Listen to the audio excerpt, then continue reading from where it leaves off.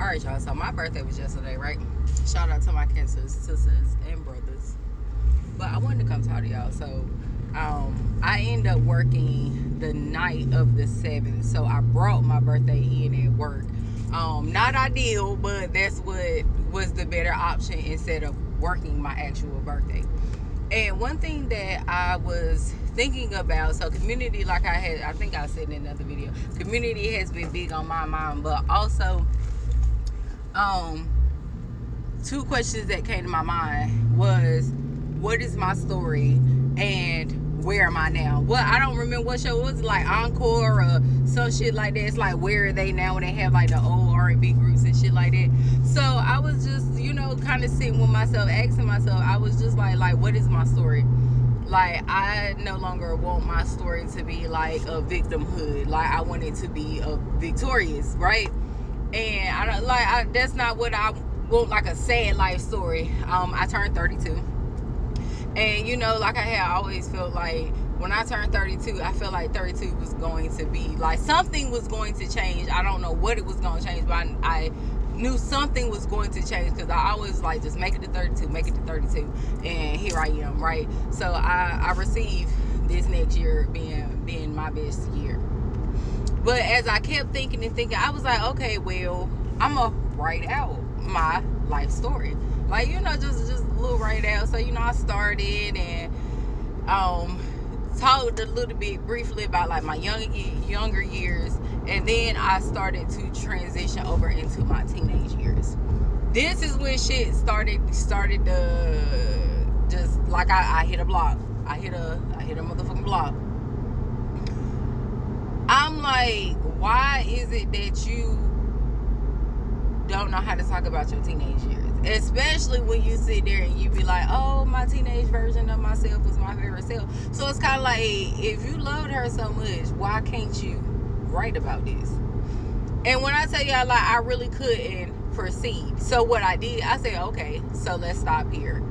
Write a letter to that version of yourself, because I was like, what did I need at that time when I was a teenager? I needed love. So, and even as a child, I cried a lot. And y'all gonna like, oh, you a Cancer, of course you cried a lot. No, I cried a lot, but a lot of the pictures that I seen of myself, I was happy and I was smiling. Like, I love being with my cousins. Like, I love playing, things like that. But so as a child, I really needed play, and I still need to incorporate more play into my life. Which, y'all, I'm going to Benton on Saturday, so I'm happy about that because I have been wanting to go. But specifically for my teenage self, I needed love, and I felt like I spent so much time trying to chase love. Like, I felt like I loved love, and because of that, it ended up being taken advantage of, and I feel like it was inevitable for it to make me jaded. Like, it's like, girl, look at the decisions you making, and the shit keep blowing back in your face. What did you think was going to happen, right? So, and that took a long time, a long time. I do mean years to kind of pull myself up out that energy, and I'm still not there because obviously it's still a block there. So, I wrote a letter to that version of myself and pretty much just spoke life into that version of myself. And I'm like, how do I love her? But what I realized is I'm scared of her. And I don't even say that shit to be funny, because when I tell you to know me, those ages, like between, like, I say maybe 14 to probably about 24, if we're being completely honest. So that's about 10 years worth of fucking shit to work through. And it's kind of like, motherfuckers ain't, like, they ain't fuck with me like that for real. It's like, nah, like, you can't say shit to two. Like, she'll fly off the fucking handle.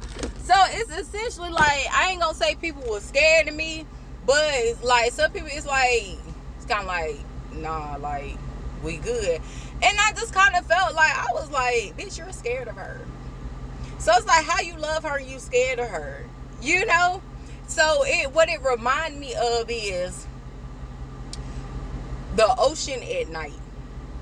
If you ever see the ocean at night, it's so pretty, it's alluring, it's captivating, it's mysterious, it's so dark, but it's so deadly.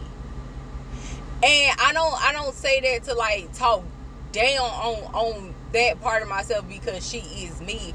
But it's like at the same time, it's like she's so beautiful, but I know she will hurt me, you know. And so like my prayer like was like how do I integrate her into my life, like how do I love her, because she really, you know, she really needed to be loved, right? So I'm glad I was able to sit with that, and I need to figure out what to do to kind of I'm about to stutter, because like it is really, I wasn't anticipating that coming up. You see how flustered it got me, like, child, baby, when I tell you I was a little Hell's Angel. And it's for my not my shirt saying hell. Okay, I just thought about that after I said that shit. But y'all, that version of myself, man, she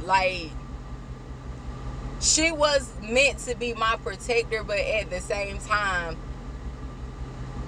I shouldn't have to protect myself from her, right? You know, so I usually would do a meditation, and I ain't did it in a long time.